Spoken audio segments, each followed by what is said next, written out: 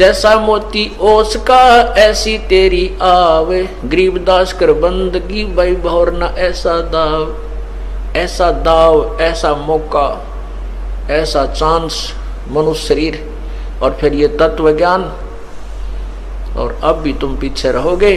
कहते फिर परमात्मा ना संभाले तुमने कई हजारों वर्षों तक, हजारों युगों तक नहीं संभालेगा, क्योंकि आप रिजेक्ट कर दिए जाओगे कि इतना कुछ होने के बावजूद भी, और फिर अपनी अज्ञानता और अपने ही ज्ञान के ऊपर आधारित होकर के अपने आप ही चले, संत की एक भी नहीं मानी।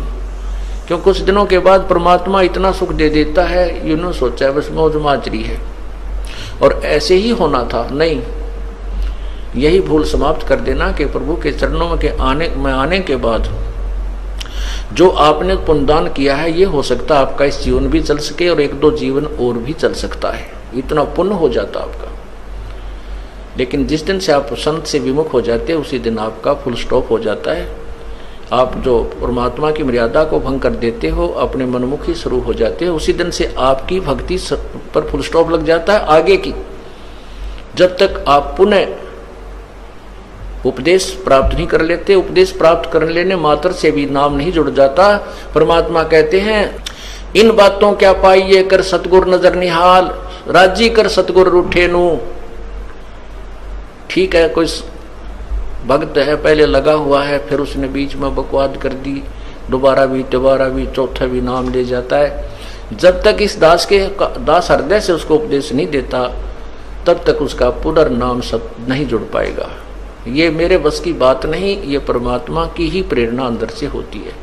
नाम अवश्य दे दिया जाता है क्योंकि हमारा स्वभाव है कि हो सकता है ये बालक फिर सुधर जाए, बच्चा भगवान का।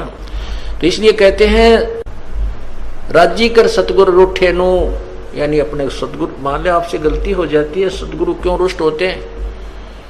क्योंकि आप विद्यार्थी, वो विद्यार्थी से टीचर रुष्ट होता है जो कोई भी मर्यादा नहीं निभाता, बार बार समझाने के बाद भी शरारत करने से बाज नहीं आता, तो वो उससे रुष्ट होता है। ऐसे ही परमात्मा का मार्ग है, आप विद्यार्थी हैं, ये दास आध्यात्मिक टीचर है।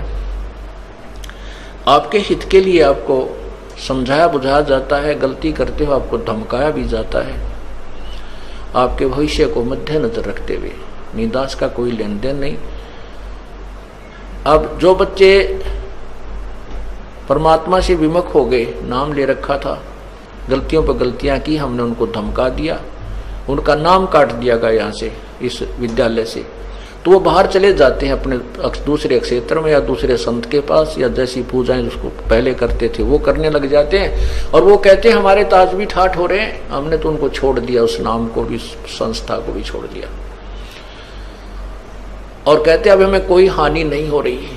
पुण्यात्माओं, आप जब तक आपका नाम जुड़ा है, आप कोई गलती करते हो, परमात्मा आपको झटका देता है एक आधा हल्का सा, ताकि तुम सुधर जाओ, सावधान हो जाओ, आगे गलती ना करो। और जब यहाँ से विमुख हो जाते हो, आपका नाम कट जाता है, आप चाहे सत्संग में भी आते रहोगे, परमात्मा आपको स्वीकार नहीं करता है, तो फिर आपके ऊपर झटके नहीं आएंगे, आपको केवल वो काल पुण्य देगा जो आपका दे रखा है।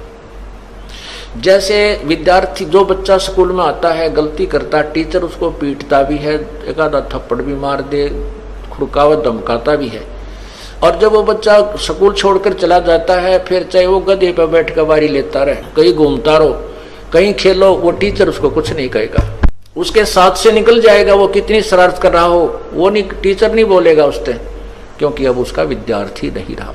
इसी प्रकार जो अनजान व्यक्ति यहाँ से चले गए, उनको पूर्व जन्म की जो यहाँ रहते हुए और इस जन्म में भी जो पुण्य किए, भक्ति की, वो काल उनको अवश्य देगा, और उसके कारण वो ठाठ करते नजर आएंगे। और हो सकता है इस जीवन में कोई हानि भी ना हो, क्योंकि उनको पीटेगा नहीं कि अध्यापक, क्योंकि वो अब विद्यार्थी नहीं रहे और अपना जीवन बर्बाद कर रहे हैं। फिर मजदूर लगेंगे जो विद्यार्थी विद्यालय छोड़कर चले जाते हैं टीचर के धमकाने खुरकाने से, तो वो सफल नहीं हुआ करते।